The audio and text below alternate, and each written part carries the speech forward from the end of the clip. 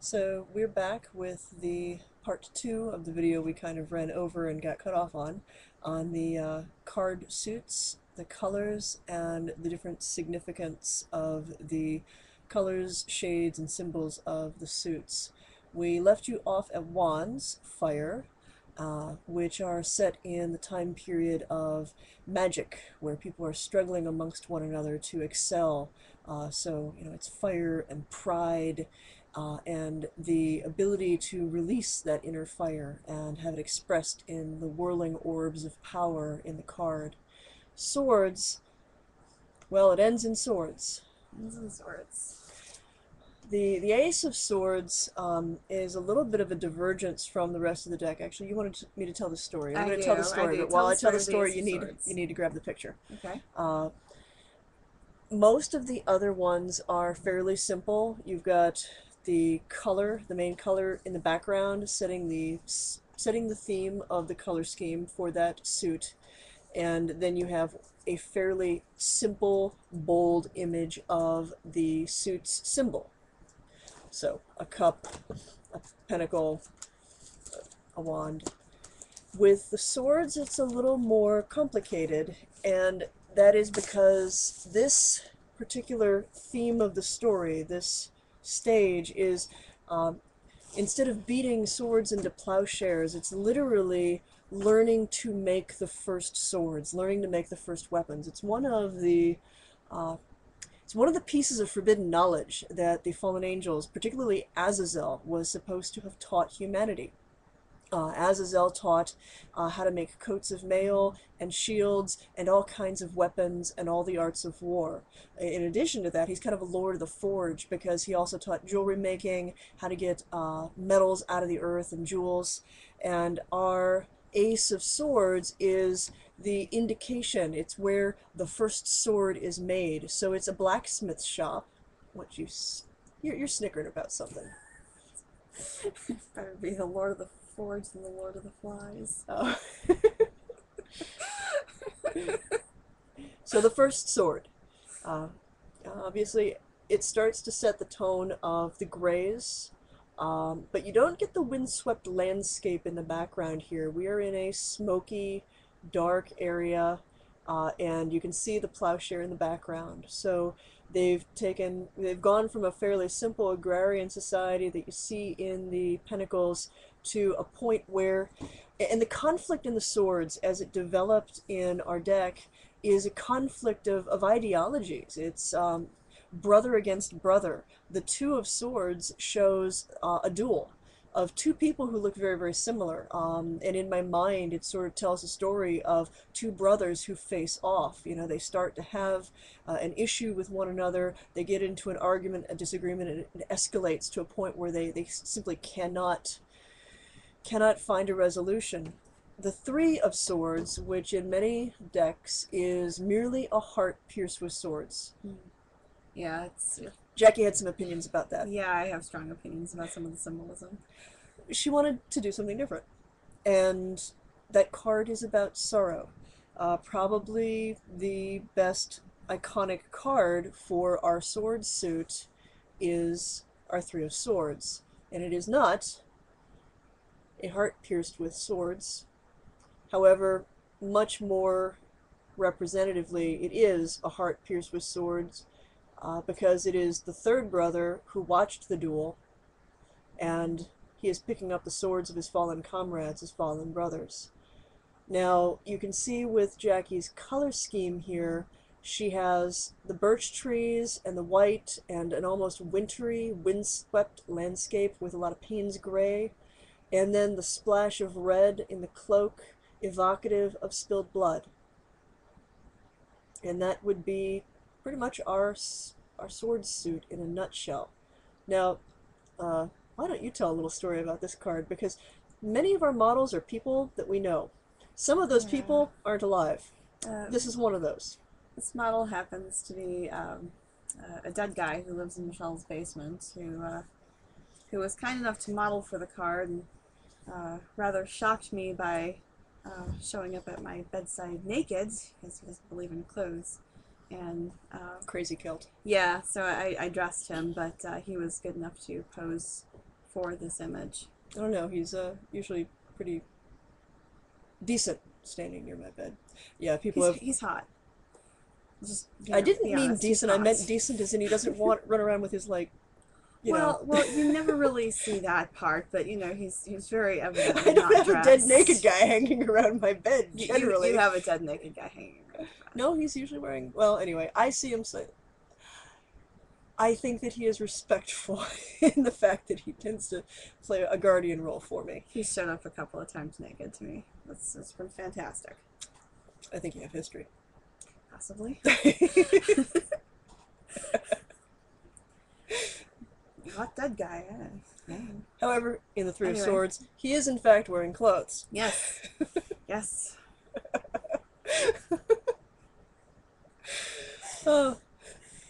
Now, if we were smart, we would delete this and reshoot it, redo but it. we're just going to amuse the pants off of you. Yep. Perhaps literally.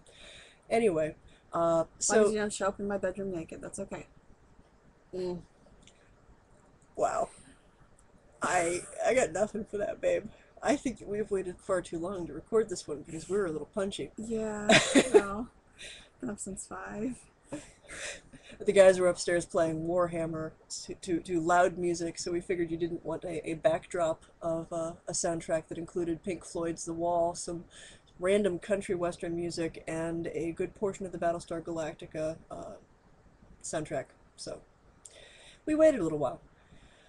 To recap our particular series of the suits, Yeah, do you want to show the other 2 cards?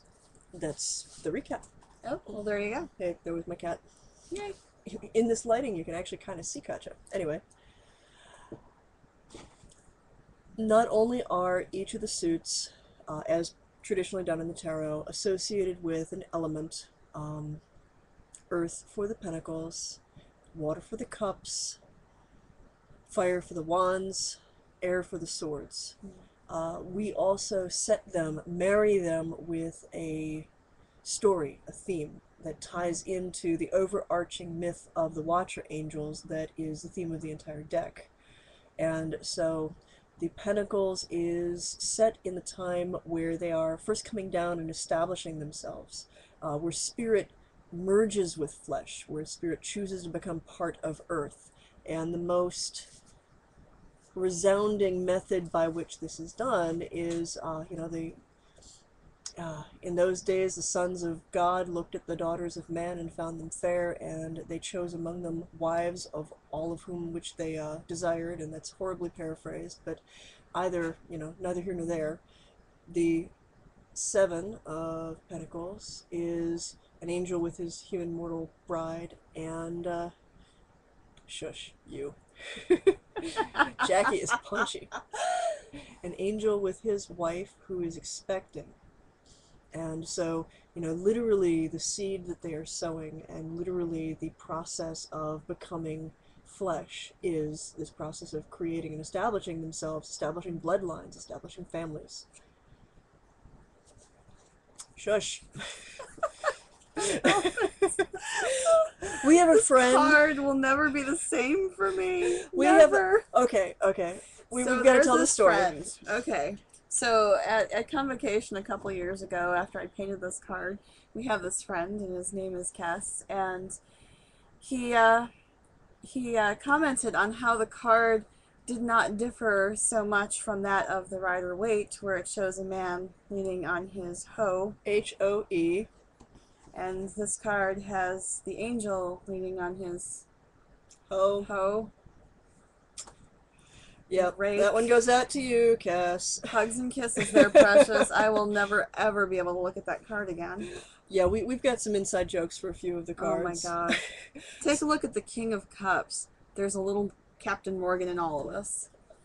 I mean, really. I don't think that was the intention, but after it was wasn't the done, I was like, intention, Yeah, hit the website for the King of Cups, and you'll see what I mean. SpiralFireStudio.com, by the way, which you can find clickable throughout this little YouTube channel. Oh, yes.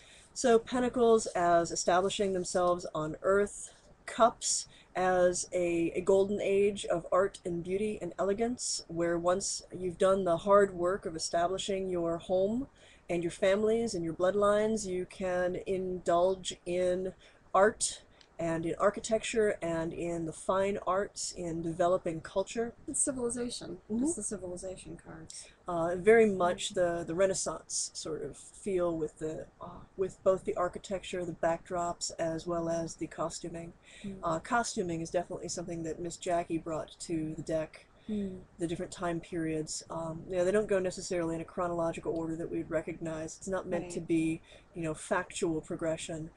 It's more meant to be evocative of, what, in some respects, what we associate with, art, beauty, a renaissance, and a blossoming of elegant culture. Or for instance, in the wand state, the wands are about power, and I chose the costuming of Rome. Power and magic, so it's got a very hermetic feel to it. The Hellenic Greece, the age of, Hermes Trismegistus, and I keep trying to like not do these over your little face, but this thing works very strangely. Yeah. The camera's really entertaining for me right now. Yeah, I'm left-right challenged to begin with, and I'm working with a camera that I can see that does mirror image for everything. Yeah. But anyway, a Freaking me. Hermetic school of magic is where the wands are set. We've mentioned this about 80 billion times, but it is the mastery of the magical arts, the forbidden knowledge that was taught by the Watchers. And so we have togas, again, that Greco-Roman feel to everything that's going on there, to give a sense, to evoke that time period, which is the seat of Western magic. And then the swords have a more Middle Ages feel, Yeah, more war-torn Europe. I personally, because there's sort of loose. yeah, a little loose. I think it's very influenced by our dead guy, frankly.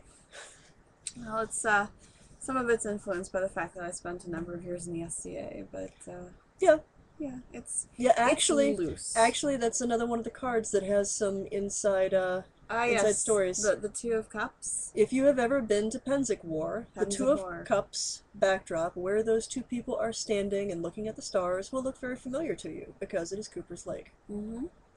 Also, what is it? The Seven of Swords with the tent backdrop. Mm-hmm. If any of you have ever been to an SCA event at night and seen the canvas tents all lit up, there you go. So those are, little bits of real life stuff that the artist brought to the deck as well. I mean, we can't help but paint from life, even when we are creating something that is mythic, that is fantastic. The fantastic has more relevance to us when we ground it in pieces of our reality. Mm. And now that we have yacked at you for 13 minutes, I think that we will let you go and probably move on to another topic. Bye-bye. Bye.